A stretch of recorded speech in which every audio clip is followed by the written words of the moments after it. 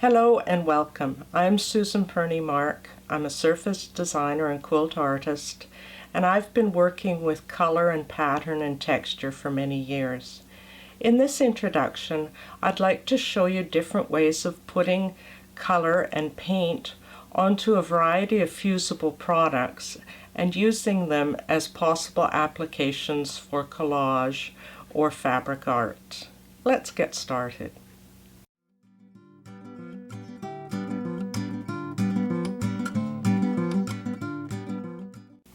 So I have a variety of fusible web and interfacing products. This is a cotton that has fusible web on the back of it to be used.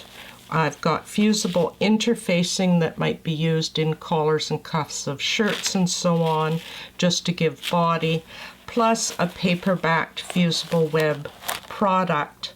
And so any of these can have color applied to them. I don't use a fiber reactive dye because most of these are polyester or a synthetic base, so they wouldn't take a fabric dye. I use either a silk type paint like a Dynaflow, and these are very concentrated. You thin these with water, or a textile paint such as Cetacolor or Lumiere, and these are heat set paints as well, textile paints, so you can thin these down with water to get washes of color and so on as well.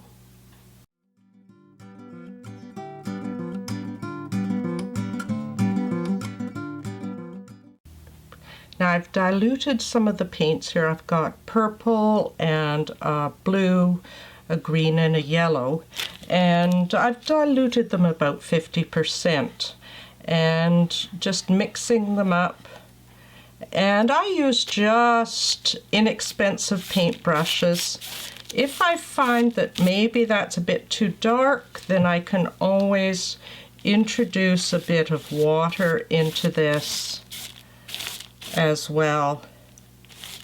Just along here, I'll put some green in there, and this is the diluted Dynaflow, so it's a transparent paint, so we'll have some lovely different kinds of things happening. Again, I can add a little bit more water into that at any point. Just let it flow. And it's going to take several hours for it to dry.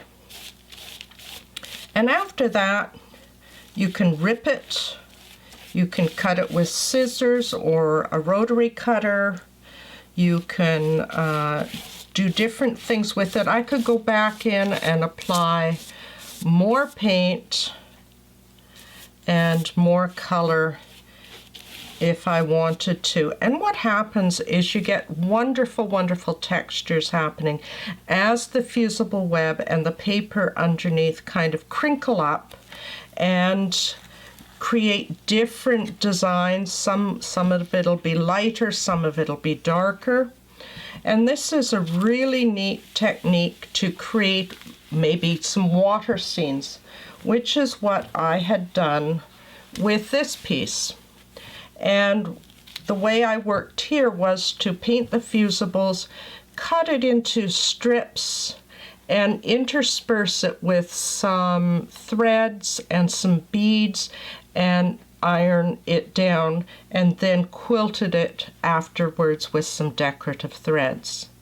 You can learn more about this and many other things that you can do with fusible webs in painting and decorative things with foil and powders in my workshop called Color It, Fuse It, and there'll be information on the screen shortly. So I hope you'll join me in the new workshop that I've developed. See you again.